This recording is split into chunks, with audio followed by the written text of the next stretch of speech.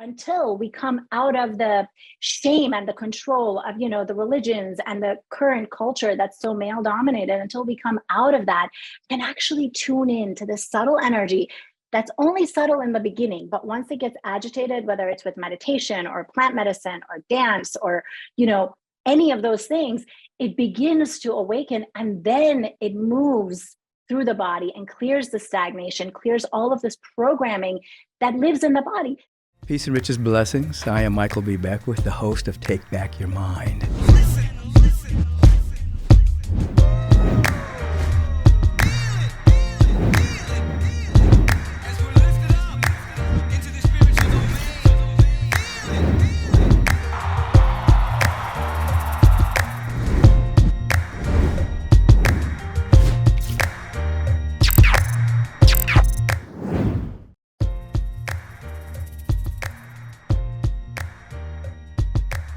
Peace and blessings, and welcome to Take Back Your Mind, the podcast that is about cutting the strings of any external forces that may be holding us as puppets to its agenda.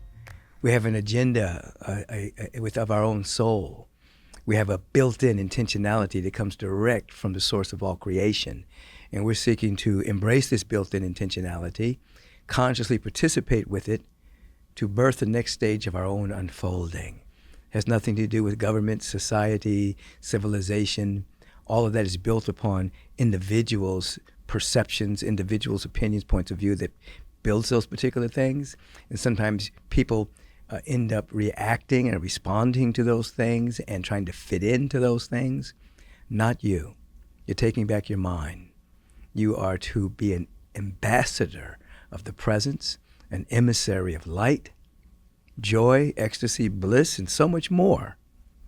You're going to take back your mind, embrace your own heart, and say yes to life. When we finish this life question of the week, we're going to be with Anahita Joon.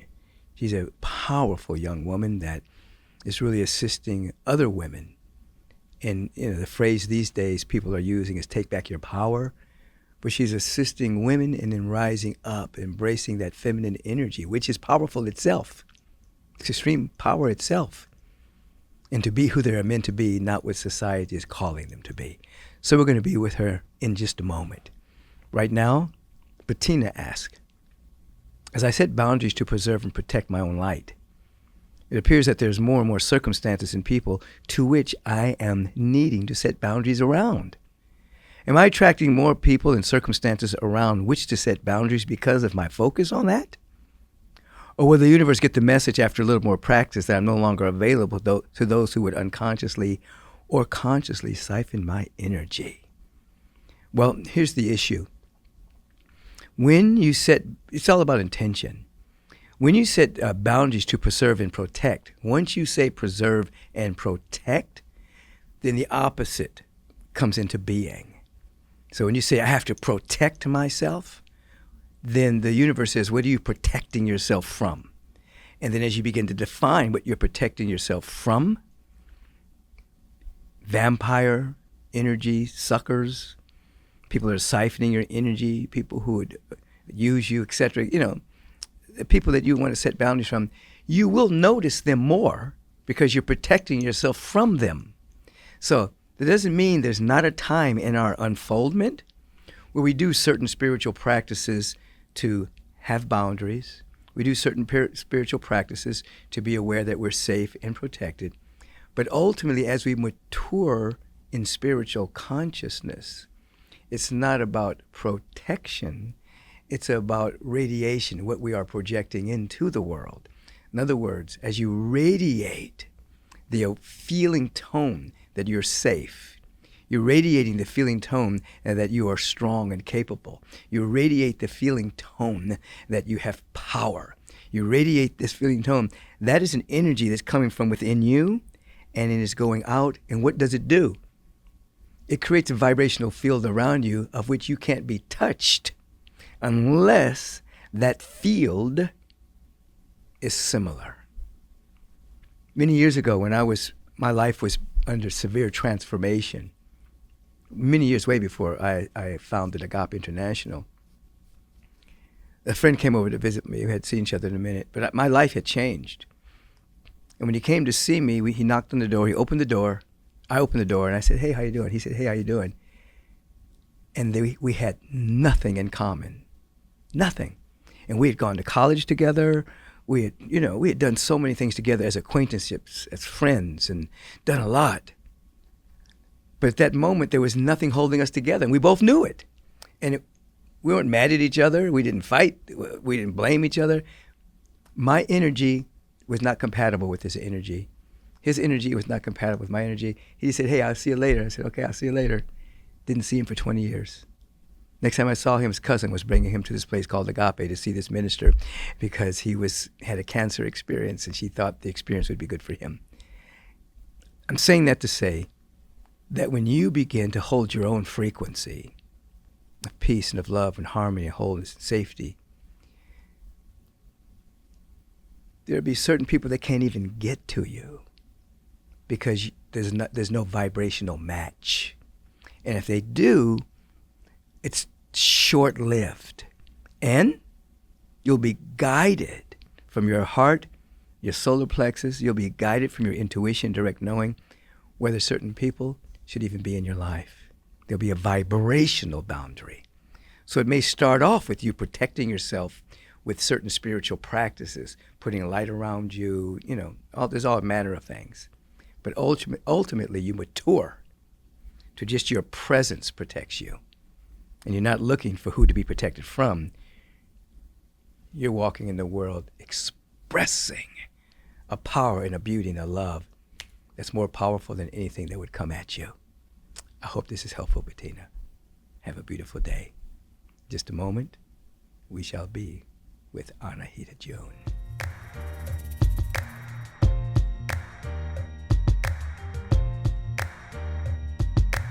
So peace and blessings, everyone, and welcome back to Take Back Your Mind. I told you I was going to have Anahita Joon with me earlier in the program, and I have her with me right now. You see her right on the screen with me, with her glow, her shine, her beauty, her divine expression of goddess flowing through her. And if you don't know who she is, I'm going to tell you a little bit about her. Anahita Joon is a modern-day priestess, healer, medicine woman, and credentialed spiritual counselor. She's born in Iran's Islamic Revolution. Her work today is a culmination of over 25 years of intensive study with mystic masters and shamans, social research, and over 10 years of her own teaching and facilitation. She's the founder of She School, a global transformation and education company dedicated to restoring the sacred feminine through embodied leadership of women, and that is so necessary at this time in human history. Anahita's clients include mothers, CEO, entrepreneurs, government employees, healers, emerging and established coaches, and luminaries. As a feminine leadership mentor, Anahita activates the sacred leadership of women, leaving no stone unturned in awakening and unleashing the force of nature every woman carries within. Anahita, I'm grateful that you're here. I should also say that she is a beloved friend of mine. I am a godfather to her son, and she just had another one. And so anyway, this is family I'm speaking to today. Her husband, Aaron, we're all very close. We all love each other to the maximum. So I love this woman. So welcome. Yes, thank you. Thank you, beloved, for having me and for having your podcast and all the things. So happy to sit with you. Absolutely. Now, tell the individuals, your path. How did you get here? What occurred in your life that's now bringing you into She Schools, bringing you into like the empowerment of women and all the things that you do and all the classes you teach? And, what's your backstory? Yeah, it really began, being born at the height of the revolution in the Islamic Republic, and growing up in that fundamentalist Islamic regime, which was so intense. I spent the first 14 years of my life, the war and bombs and such profound oppression of the feminine, really, really intense, growing up where like the dance of a woman was so appreciated until it was shamed. And there was this thin line and you never knew where it was. And so it was like walking in a in a minefield where the sound of a woman singing was considered evil, because it was seduced men into acts of evil. So that was the beginning. And I was blessed and fortunate to move to the States when I was 14 and get on a path of study pretty quickly. But what happened is I was exposed to the life that I'd seen in the movies, and there was all this freedom. I could ride around in a convertible with my family. I could go to Disney World. I could wear shorts, all these things that I had dreamed about. And I realized, oh, I don't actually know how to be free. All the external oppression has been removed, but the tapes that were running inside were still like a lot of shame, a lot of self-shame, shame of other women. And so that was the beginning of really setting on a path of study. And and then it goes on to right around the time that we met, which is now over 20 years ago. Wow. I was going through a dark night of the soul, and the goddess came for me. And I was not expecting. I mean, I was really kind of like, maybe I should call it a day. This life is hard. I don't really want to do this. And the goddess came, and I started receiving a lot of like blocks of information at the time around oppression and religion and control of women and sexuality and power and, receiving downloads. I had no idea what was happening. And so then there was the next 10 years, which was the integration of these teachings and walking the path and being invited to become a stripper, which I really didn't want to, I was like, no. And the goddess was like, you go and you dance and you claim your freedom and send it back to your ancestors. And my ego was like, I want to be a spiritual teacher. I don't want to do this. I'm a feminist. But it was really important because there was still so much of that internal oppression inside of me. There was such a huge divide in my psyche between this wild feminine that I'd been born with into this Islamic Republic, and then the devotional being that I am, this personal relationship with the divine that I'd always had. And there was a huge divide in my psyche. And there was no way to heal it other than to, walk through the fire and walk into that club and do the thing and be the goddess, in the belly of the beast, so to speak. Wow, that must have been eventually extremely liberating, right? Oh, it was so liberating. It was profound. I mean, I had already, by the time I started, it was a real assignment. When I started stripping, it was a very clear assignment. I'd already been, meditating. I'd already been on retreats with you. I'd studied with you. I'd been walking the goddess path. And so every time that I walked into this club, which was in Arlington across from the US Pentagon, I would open the door every single time. And it was, this is for me and for my ancestors, every single night. And I thought I would do it for 1 year, and I did it for 6 years. Wow. And every year I would say, am I done? Where can I go? Can I go back to California? What can I do? Can I just teach yoga? What can I do? Nope, you're not done. Oh, and it took that long to integrate. And so when you talk about integration, you're talking about integrating with these higher frequencies that are coming through. And yeah. So you're in this room and men are looking at you, and you're like transmuting energy, you're expanding your consciousness, you're bringing this total feminine into the room. I mean, I was living on a whole other things. Planet, than everybody else there. It was just so crazy. We'd sit in the dressing room and the women are like bickering and complaining, and I'm having a conversation like, we're all in a temple and we're goddess sisters. And they must have thought you were a bit weird, huh? Oh my God, they did. But you know what? By the time that I left, and there's still a few that I keep in touch with, I ended up mentoring a few of them who ended up becoming yoga teachers. And, they went on a path. In the beginning, I was weird, but I was consistently weird for the 6 years I was there. So they began to trust my weird and, be exposed to the things that I was studying and so on. Yeah, you went right into the middle of it and brought the presence of love and beauty. That's powerful. For 6 years. That's 6 years. Yeah. You get paid a lot? I got paid so much money. Yeah.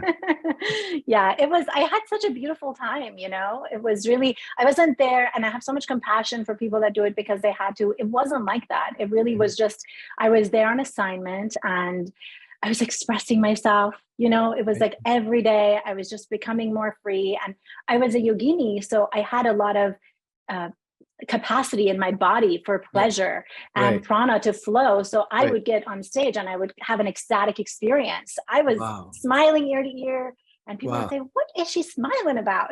Right. So you were like, that's like going into the weight room. You were like in the belly of the beast, as you described it, like having an ecstasy, having bliss in the middle of that of all those projections. So you were becoming stronger to be able to do the work that you're called to do now, because you've done that work in the middle of a place where no one would expect that kind of work to be done. You did it. Just like somebody going into prison and waking up in prison and becoming like a shining meditation teacher in the middle of prison, or whatever the case may be, or somebody, a corporate exec going from like shameless selfishness and the heart being open. You were in the middle of that, expanding your awareness. It's like lifting weights. You became stronger because of the assignment. Yeah, absolutely. And more open. Yeah, it was, I'm grateful. And, not to override, I also went into the shadow because there was no way that was the integration process. It was like, here's all the light. And then I go into the shadow, here's all the light. And so there was, there were times where I was dancing with drugs, but it was this process of just coming out of othering these aspects of myself, that they had to be separate. So there were times where I would, do cocaine, but then I would end up reading Rumi all night. So it was this, it was this process of how do I reconcile? And that was only a reflection of me trying to reconcile this devoted, these parts that felt opposing. And there was a time where it was just so clear when it was done. And it was right when I knew actually that I could look at you and tell you who I was, because I would come and find you and I would study with you and I was doing all this other stuff. But there was a time where I knew I could stand in the light of day and tell anybody, this is who I am. I am all of this, and it is all sacred, no apology. And in that moment, I was sitting there counting like my piles of 1s and 20s and whatever. And I was supposed to go in for my last shift. And she said, you're done. You're not going in tonight. Yeah. That's it. That's it. Done. You're out. Yeah, just like that. That's interesting. It reminds me, when I was walking in Shadowland, going through college, and I can remember, and I was selling weed, marijuana, making so much money. And and then I can remember had a big spiritual awakening. It was phenomenal. It's why I'm here today. And they said, this life is over. This is not who you were meant to be. And I already knew I wasn't going to be doing this forever. I was just paying my tuition at USC. Yeah. But it got carried away, I after that, I never smoked any more weed. I never drank any alcohol. And it just fell off. It just was nothing. And then later on, I got arrested on my last deal. I told people, I'm not doing this anymore. I'm through. They couldn't believe it. They say, you're such an honest man. We want to continue to work with you. So, this is not my dharma to sell weed for the rest of my life. I got arrested, and then the miracle of that was I got out without any record, without anything. But I understand about walking with those parts of yourself without guilt, without shame, without judgment, and allowing yourself to integrate the shadow and the light and become more you. I understand that. So what does it mean then today to be an embodied, empowered woman? When I say embodied, powerful woman, what does that mean? Yeah. And what you said about walking the shadowland, it makes me trust you. I think it makes everybody trust people who walk that path. I was getting ready to say that earlier. Trustworthy, because it's the whole thing. There's no, it's just, it's so beautiful. I was getting ready to share that. It's difficult for me to trust people who haven't gone through some darkness, some experience by which they had to come out of that and be changed by it. Because nothing is theoretical after that. It's not hypothesis. Yeah. It's not just a belief system where you go to a place, you memorize a bunch of scriptures, and then you say, I'm Sufi, I'm a Christian, and I'm a Muslim. It's like something happens when you go through the shadow and you come out. You're actually changed, and you can trust people that's come through that. Some of the people who had the most darkest experience, and they've come out, and they've integrated, are true to their word. It's a different frequency. You can feel it. I can feel it in my body. And to answer your question, it's the liberated, empowered woman. Those blocks of downloads that I was receiving, that's what was being lived during that time that I was dancing. And so really, to me, at this time, and the most important, to be an embodied, liberated, empowered woman has to Hmm. do with the integration and the awakening of our erotic sexual energy. And so in the Vedas, we call that Shakti. Yes. It's the life force. She's alive. It's the thing that makes the flowers bloom and the Yeah. grass grow and the rivers gush. That energy lives in our bodies. And so until we come out of the shame and the control of, the religions and the current culture that's so male dominated, until we come out of that and actually tune in to this subtle energy that's only subtle in the beginning, but once it gets agitated, whether it's with meditation or plant medicine or dance or, any of those things, it begins to awaken, and then it moves through the body and clears the stagnation, clears all of this programming that lives in the body, because we all have programming, we all have Yeah. the limited programming, and it all lives in the body. And for us women, it's so much more so, because that's why there's this war on women's bodies, because the power lives in the body. And so it's like, great, let's control it. Let's control her womb. Let's control all the things. And then she will forget who she is. And it's really coming back to that power and awakening that by any means necessary. Yeah. Now, this particular time in human history is very powerful. I mean, obviously, we have the women in Iran being like a light rod for what's happening around the world. So it's as an individual born in revolutionary times. I'll share something. A number of years ago, I woke up from a dream and I could smell the smoke. I was in Iran. I was in my house, but my body was in Iran, and I heard people saying, "Down with the Shah, down with the Shah." And it was all these wars and bombs dropping. I could smell it. And I woke up right in the middle of the revolution, Wow. and I could smell, I was in my bedroom, but it was all in my bedroom. Wow. Everything was there. And I smelled the smoke and the bombs. And they just told me just to sit and to pray. I just sat in the middle of this war and just prayed. I've always thought about that, And then, so now you look at the women who are at the epicenter of a great transformation that's taking place on the planet. I mean, what are you feeling about this as a woman and as an Iranian woman? What are you feeling about what's happening? Oh my God, it's so profound. I mean, we were messaging back and forth a lot when it first started to happen. Yeah. And it was so emotional. I mean, I would just weep every day, all day. I would wake up, I would light a candle, I would pray, I would play the song, the anthem, and everyone in our household would pray together. And I would just weep, because it was like, I've been waiting for this my whole life. My father was like, I've been waiting for this my whole life. And so it already started, like last fall. And so it's been going on, and all the things that are surrounding it. But in further understanding what's happening now that I sit with it, Reverend Michael, I understand that this happened and is happening because the rise of the feminine reached a certain pinnacle. It could have not happened without this wave that we've been riding, for the last 10, 20 years, really very clearly since 2012. This is now, it came to a certain point that this could happen. This is happening because of the work we've been doing, and now it's still got further to go. So it's just, so much courage. I bow down to those sisters. I have no idea if I would have the courage to do what they're doing every day. And brothers, taking to the streets. Yeah, people have lost their lives. They've been killed. They've been assassinated. Yeah. They've been tried to be made as an example for what happens if you stand up to the pseudo powers that be. I was talking to some, Narda Gass, who's on staff here. Yeah. And I remember when the lady had gotten killed some time ago, and I said, you know what? It looks terrible, but the genie's not going back in the bottle. Yeah. All of this is a sign that something's already changed, and the physical history of it is it will eventually show forth what has already happened, And I mean, do you feel that? Oh, absolutely. I mean, there's more. I don't know how political you want to get on this podcast. I've been meaning to message you some things that family members are letting me know of what's happening there. But Please. Yeah. So you want to know.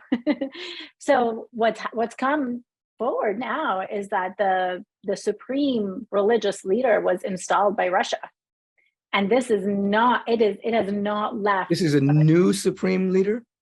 The current one right now. Russia. The current one. Yeah, who was the one that came after Khomeini. Yes. He was installed by Russia. And so Right. there's all of these pieces that are still coming out. And of course, in regards to the feminine and the women and the movement, it's one of the very first things that gets to happen in this empowerment embodiment journey is to be able to take a stand for where the boundaries are being crossed. And that is what this movement has been about. It is about this sacred rage of saying, no, no, it's not okay. I don't care if you kill me. I don't care what happens to me. I'm going to stand up and say no. And so finding our no, right? This Shakti wakes up. You Yeah. got to find your no. Right. Otherwise, you can't find your yes. You can't do anything. You Right. can't be of service to anyone. Yeah. And so this is that. Yeah, because implicit in your yes is a no.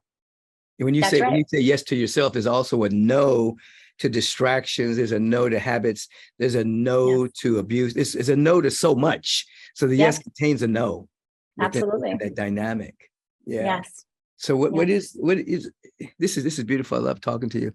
What is She School, and how does this play into everything you're about? She School, it really just came about because the whole my experience, and after working with so many women, is that there's been this lack of education. How come our education never included the feminine face of God? Like our primary education, the places where we go to study, just this reflection of the divinity of the feminine. And so it's been that. And personally, I have a lot of fire. I'm really passionate about making a difference. I'm passionate about supporting women to step into their leadership and making a difference. So it's really whatever we create, everything that we offer is about, let's remove the barriers that would have you say your voice doesn't matter, and then find your voice, activate your Shakti, wake up, come into your body, and get into action. Because that's what we came here for, is to express from that place of wholeness and healing and all of that. From that place of wholeness. That's wholeness. That's a big sentence. Yes. So Yes. So you're helping people find that place within them that's whole. Well, yes. And that's the whole thing with the rise of the feminine, because it's like the rise of the feminine, so that what's the feminine rise, so that what? Right. So that we can come into wholeness, because our collective experience is only reflecting our individual experience. And we have not been in the experience of wholeness. So it's not just rise of the feminine for the rise of the feminine. It's so that we can have this experience of, the love that you speak about and that you transmit so powerfully, this love. So it's the rise of the feminine. So we know the love. So when we talk about masculine and feminine, you're not in any way talking about like another sense of separation. Yeah. No. Right. Not gender. No. No. And not gender. Talking not about separation. Energy. Yeah. Yeah. These again, it's more of the coming into wholeness, like coming back to that journey that I was sharing about, the dancing and the devotion and the wildness and bringing into wholeness is still the same thing, the feminine and the masculine. It's this really simple thing to give your audience a little experience. Is like, if we were to just sit here together and take a breath and hum together. And just doing it one more time here, taking a breath and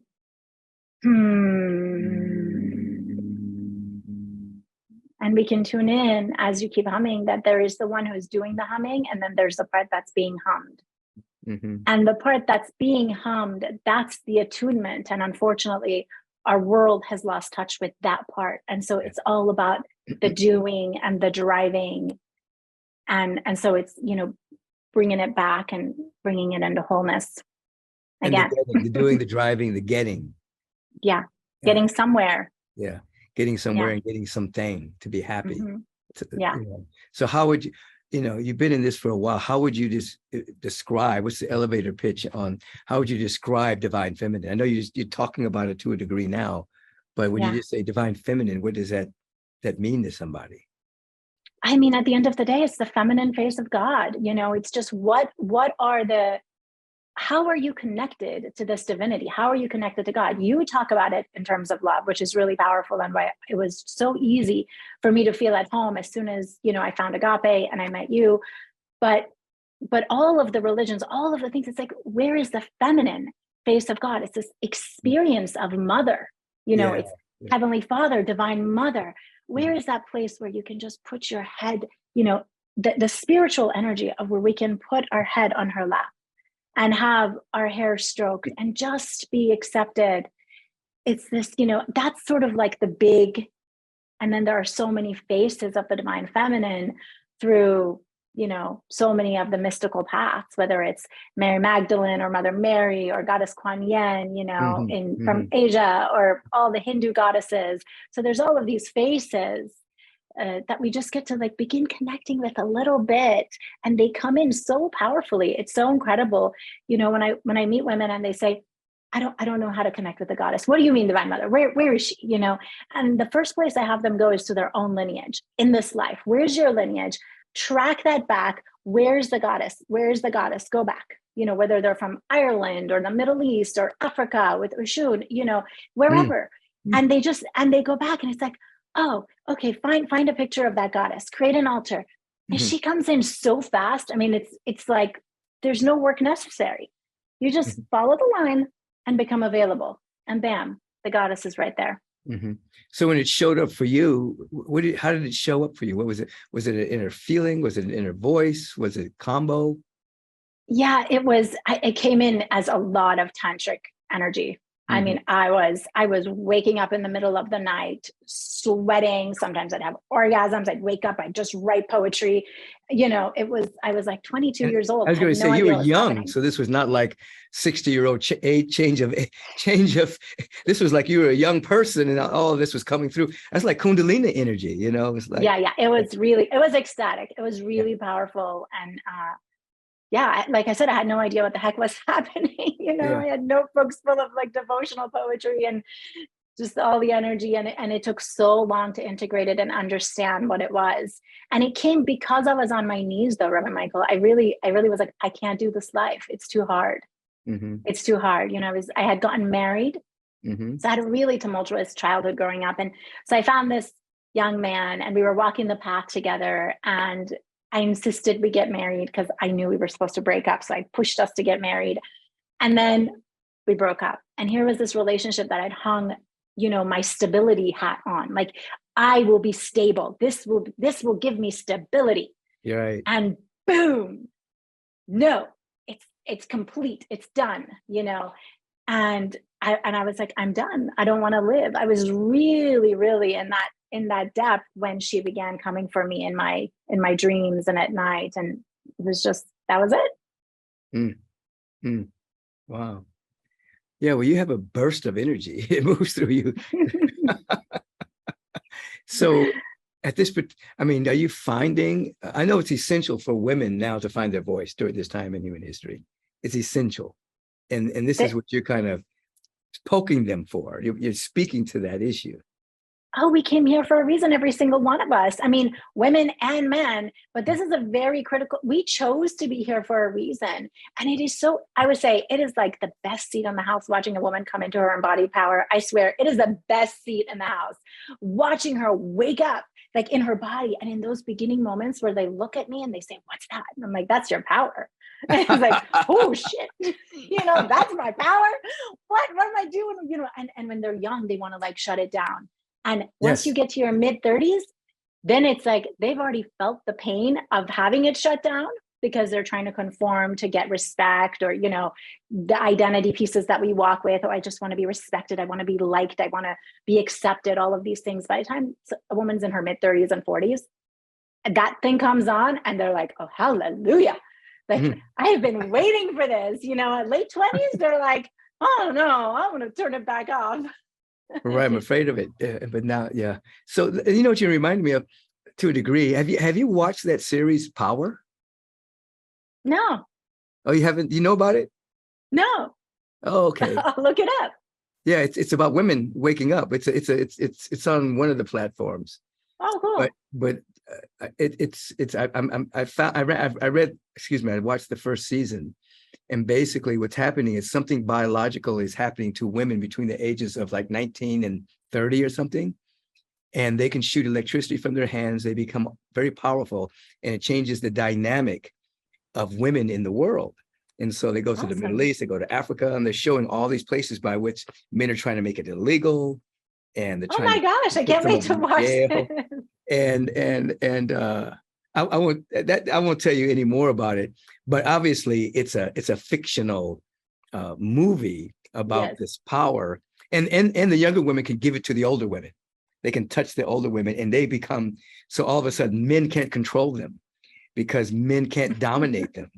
And there's a powerful scene in there where the mother is talking to her daughter, and her daughter has the power, but her daughter's staying out at night and not coming home. And she's saying, I'm just worried about you. She says, Mom, you don't have to worry about me. She says, I walk now, and nobody can touch me.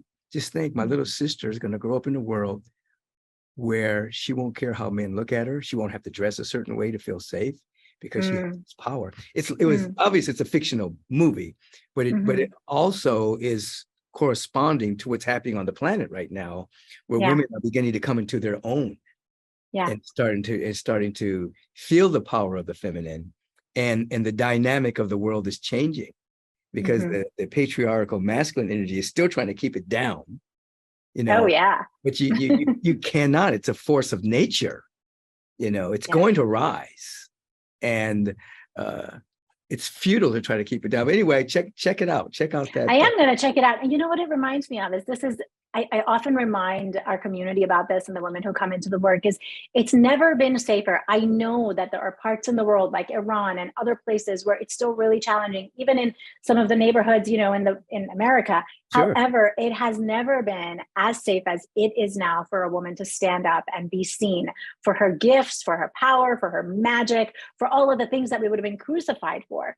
Right. This is the time where you can actually stand in the light and say, yep, this is it. I'm going to bring it.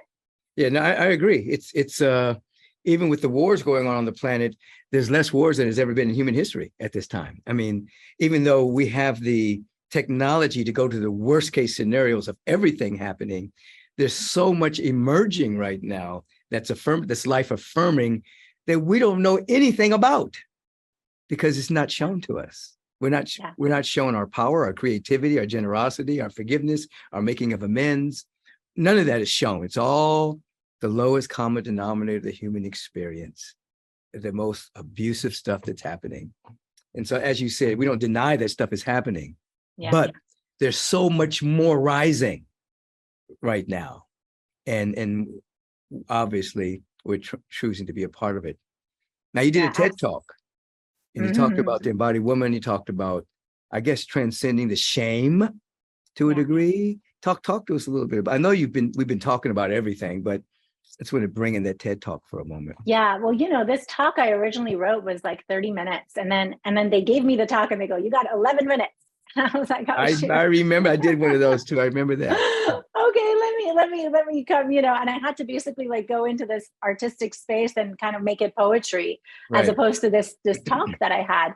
And the essence of it is really that comes back to the shame that is the sea that we're swimming in general around our sexuality and our sexual energy and our desire.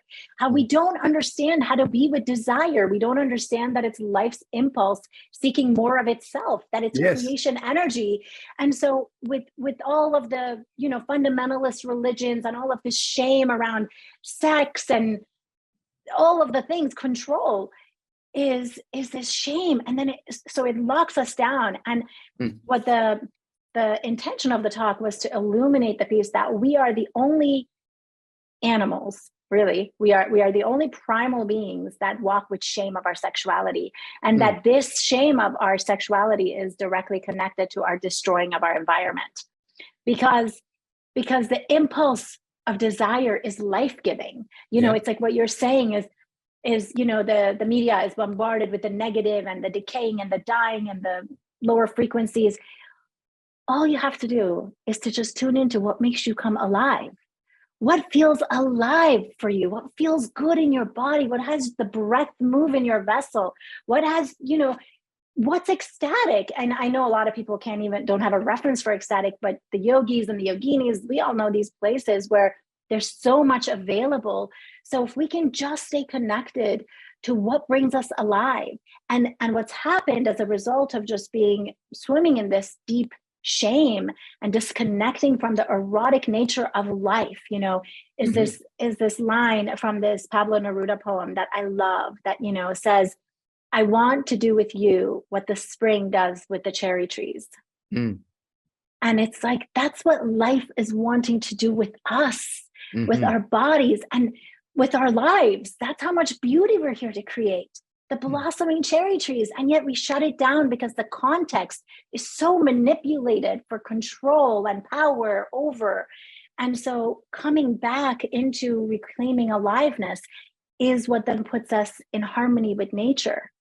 And so this was the bigger part of the talk that I didn't get to go into. I kind of touched on it a little bit, but it was really that's kind of informed by my work, on the medicine path and the shamanic path, is really understanding how it's all connected. Right. And so you've worked with a number of women. What would you say the most number one fear is that women have about really succumbing to the feminine within them? Yeah. A couple of things. With desire, it's that if I follow my desires, I will become alone, ostracized, broke. I'll become a homeless bag lady. Fat. Oh, I'll become fat if I follow my desire, because there's a lot of stuff with food. Right, So if I follow my desire, I'll become fat, broke, homeless, ostracized, alone.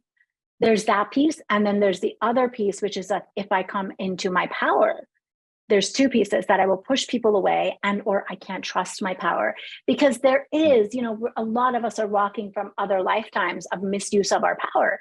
It's all for all of us. It's like we're right. rising for so many layers of ourselves, so many from other dimensions. And so this piece of like, can I trust my power? Did I abuse my power in another time? And so it's these are the pieces of like trust desire and trust power, and they go together. Can't have one without the other. Wow. And so what should, and I don't want to use the word should, but if in terms of talking to women, where should their priorities be placed right now? What is the priority of the women on the planet? Yeah, really. You're talking householders, you're talking entrepreneurs, you're talking about, but if you could, obviously we can't, it's not one size fits all, but we just think about the women on the planet now, what should their priority be? Really looking at how you are living your life, how you're creating your life, what you are prioritizing, and where are you, what are you plugged into? What is the consciousness that you're plugged into? Where is that coming from? Is it a male dominated around more power over, striving, proving? It's this really questioning, like we really, really have to question. And I'm constantly unraveling this in my own psyche. I mean, I'm a work in progress. It's not like there's a lot of places where I've seen and come into sovereignty. And then there's all of these places where I'm continually unraveling. Oh gosh, I got to pull this back again. I got to pull this back again and come into what is true for me. How do I want to walk now? And then I know this might sound, well, you're woo-woo, it's good, but really finding the connection to the womb. Even if you've had a hysterectomy, there's an etheric womb, and coming back to the wisdom of the womb and being able to feel that space in your body, that there is an opportunity for sovereignty. Like actually, like when you say taking back your mind, like really unplugging from the patriarchal structures that say you need to be anything, do anything. You can actually create it any way you want. You can create your life any way you want. You can create your world any way you want. And it's a practice, like I said, like I'm still, Right. still rolling back the tape. Right, but you're talking about take back your mind, because most people don't even understand that there's something pulling their strings. They've been hypnotized, they've been programmed from while they're in the womb and before, and that anything that they think they want, oftentimes it's not even what they want. They're just being programmed to be a certain way to fit into this society that has historically marginalized women and other people as well. And they don't even know they're hypnotized, except for a discontent that begins to take place within them. And they don't know why they're so discontented. They don't know why they're so angry. And then it starts to unravel. So how do the women that you work with in the She School and other ways, how do they find you? I mean, obviously, I'm not beyond your branding and all of that. How does a person know? I mean, how do they get cold to you? How do you attract? They've had enough. It's like when the pain the pain of remaining the bud has become too much than what it requires to open. That's usually it's usually that. I mean, the oppression that I'm talking about, it's not, special to the Middle East. It's everywhere. Right. It's even in our families of origin. Yes. When it's like what you're talking about, taking back your mind. It's like, it's not just corporate, it's not just government, it's not just media. It could literally be in the culture of your family.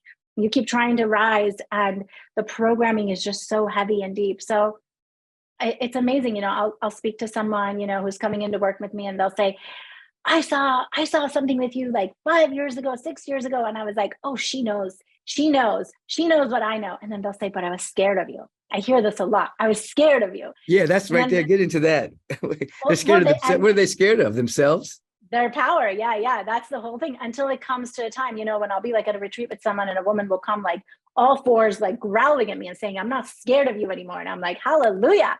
That's the whole thing. I'm just holding this line of power, and it's like, there's nothing to be scared of. It's just that they can feel that I'm more or less unapologetic, about myself. And so if they're in this sort of like trying to fit all of themselves into what they present into the world, then it's like, but yeah, I get that a lot. I'm not scared of you anymore. I'm ready. I want to come to a retreat. I want to do a program.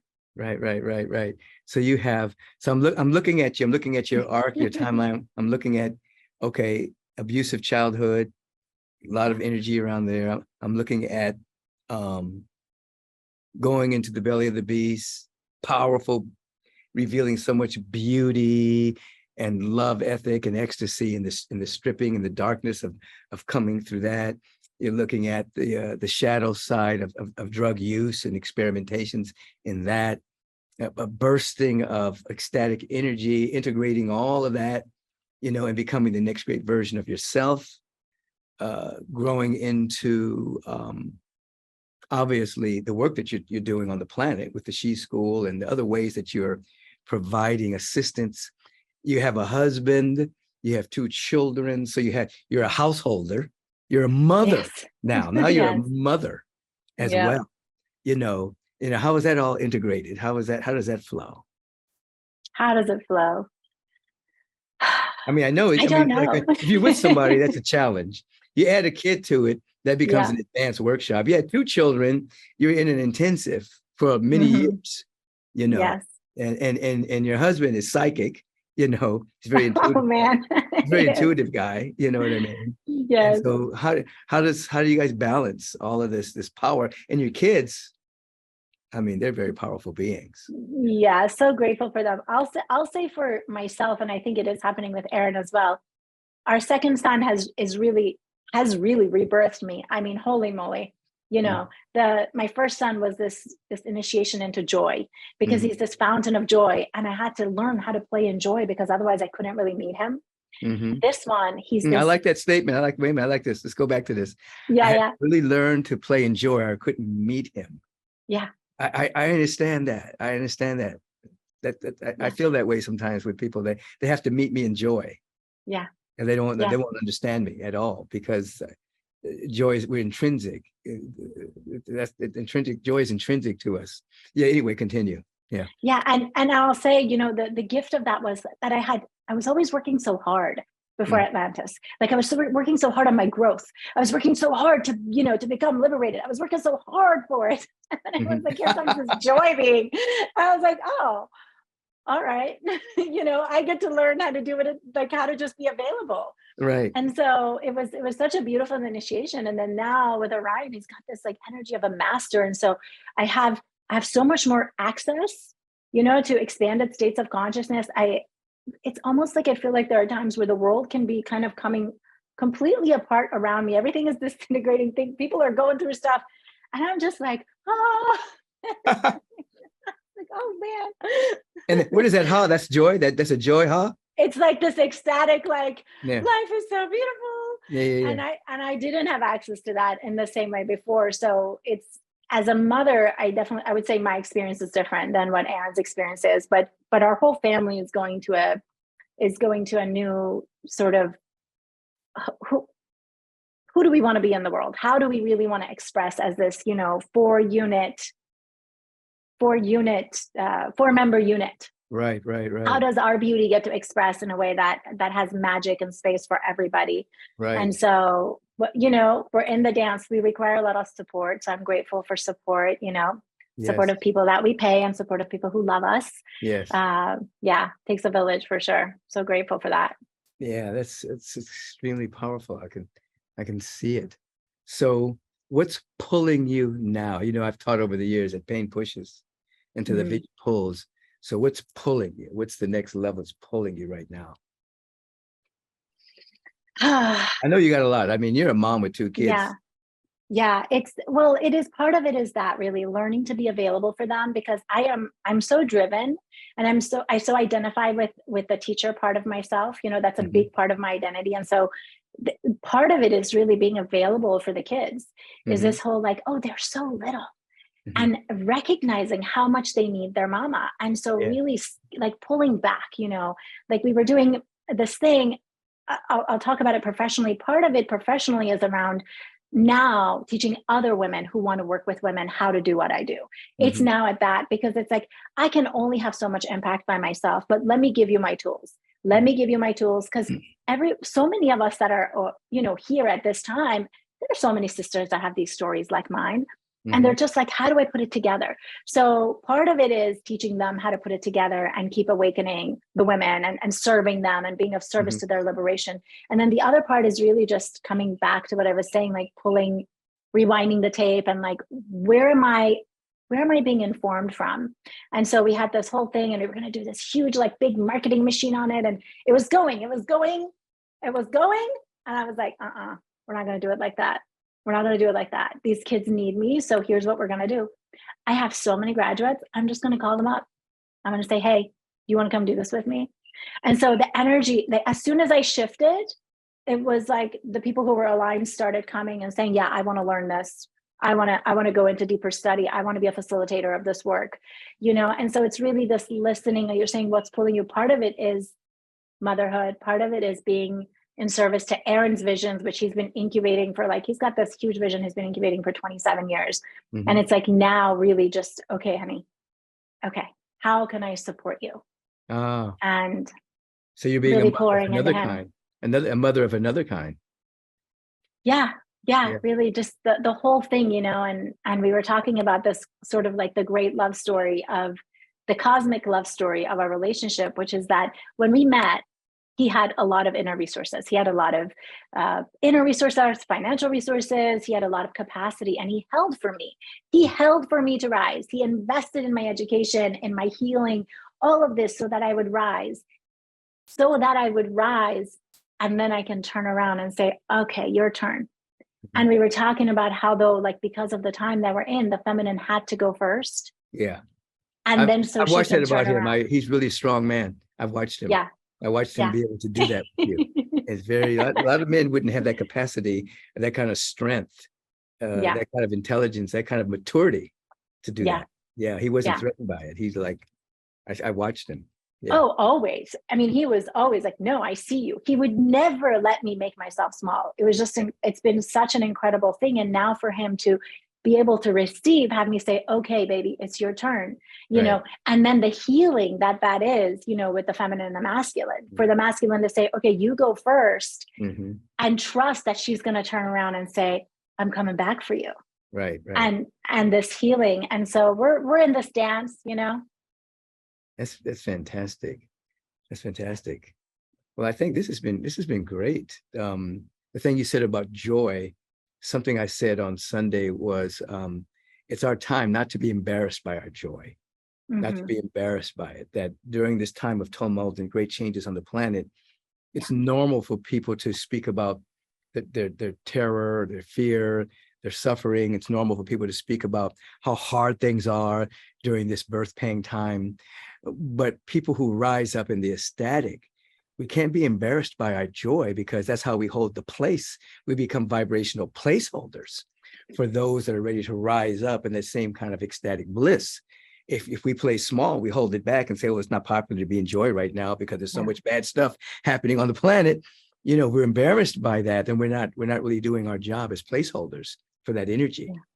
And so Yeah. all the things that you've gone through, that you've described to us today, has given you the capacity, and not to say there aren't challenges, we're not saying that, Yeah.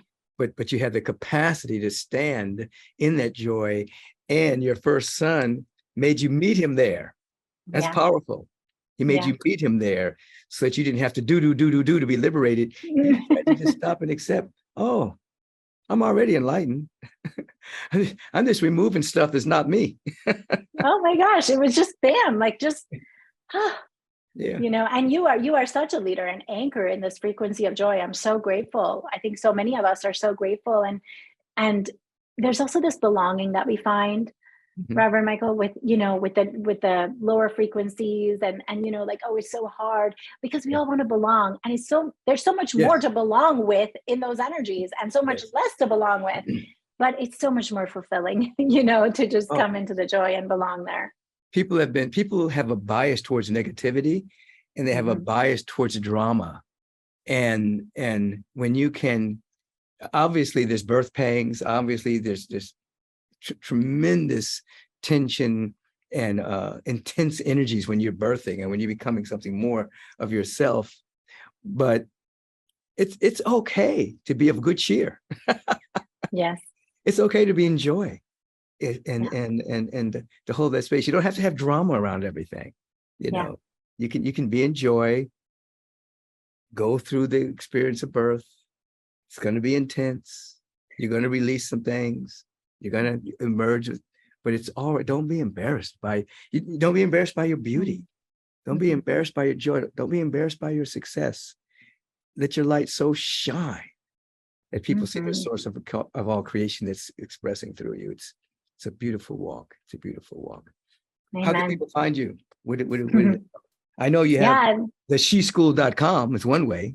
The sheschool.com is one way for the sisters. We have this power archetype quiz that will support you, if you are compartmentalizing yourself and kind of trying to squish yourself into a small identity, it will support you to discover how you can step out. And then if you just find me on Facebook, it's the easiest way. Just find me on Facebook, and we have a Facebook group, and it's a robust community. It's like a temple space. We do a lot of healing work in there. I offer a lot of free events and practices, and there's times where we just show up and we dance and we offer prayers, and it becomes a temple.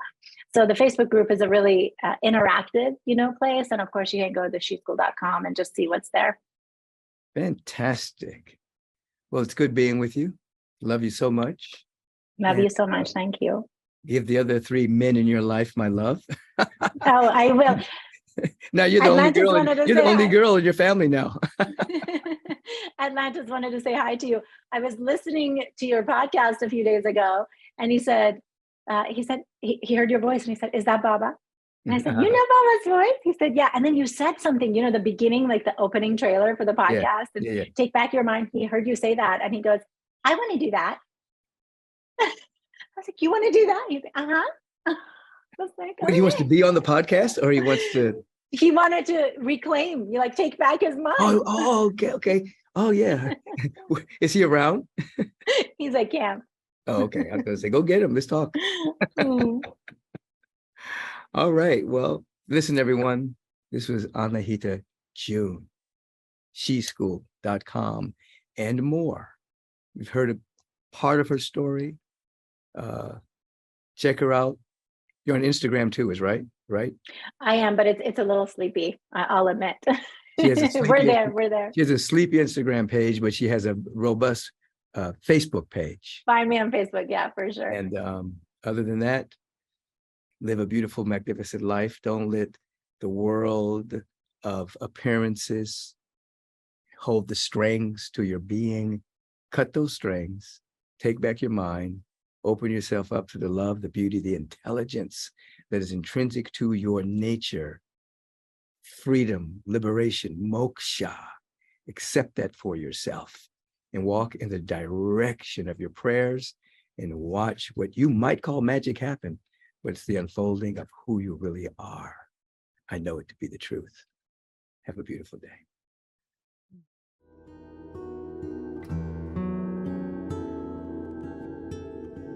And welcome to the meditation section of our podcast.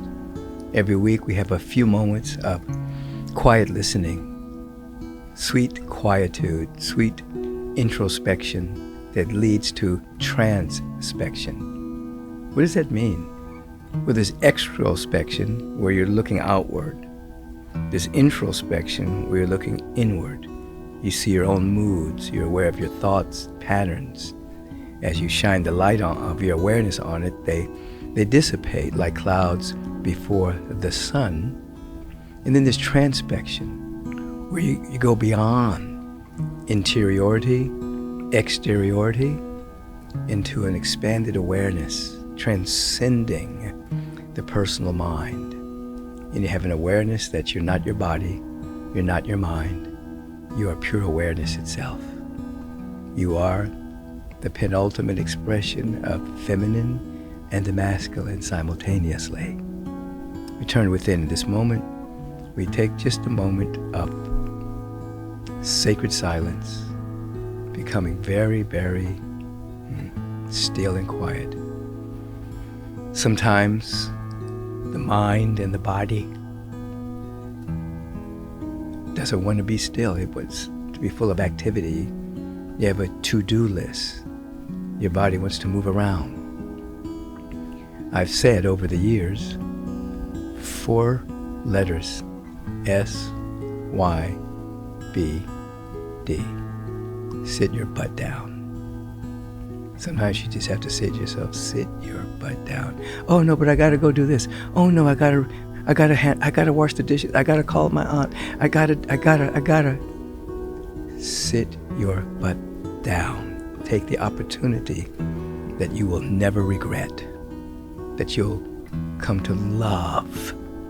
Sit your butt down. Close the outer eyes.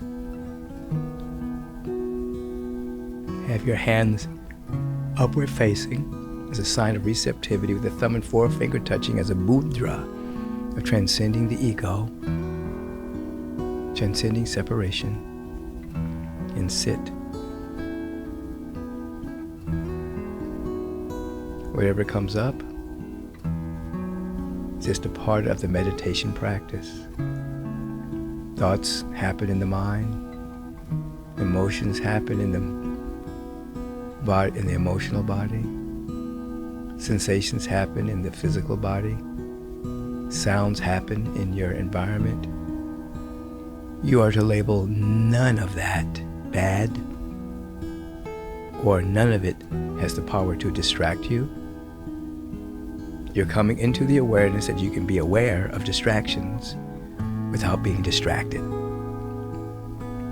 What you're aware of, that you have an intention to realize your oneness with the source of all creation. You have an intention to wake up to your glorious nature beyond what society tells you you are, beyond who you've been told who you must be to fit in. There's something about you that's magnificent, beautiful. You don't have to earn anything. You just have to be aware of who you are. This is your intention, to wake up to who you are and your real destiny based on who you are. So we sit in sacred quietude, and we let everything to be a part of the meditation experience.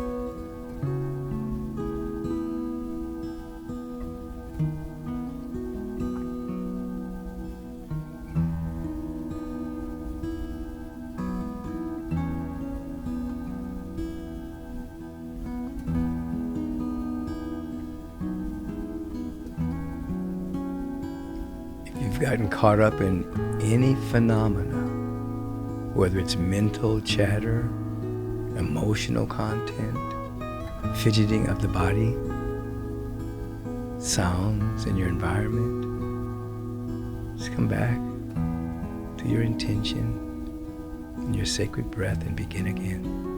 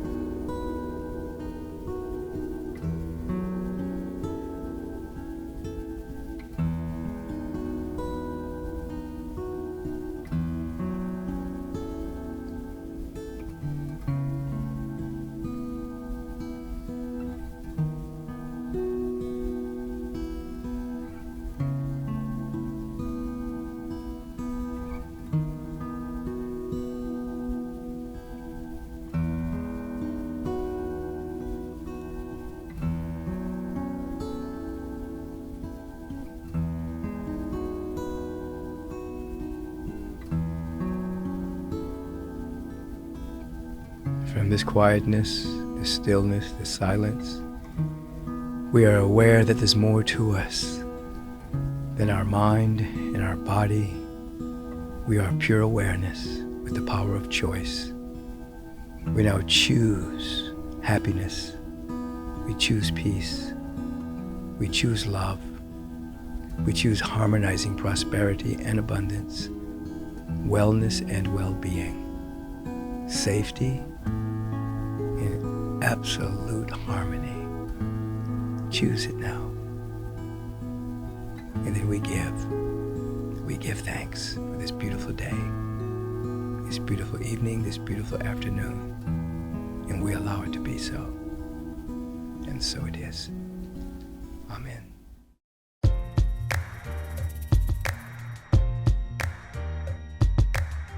I've seen some of your letters asking how could you support the podcast.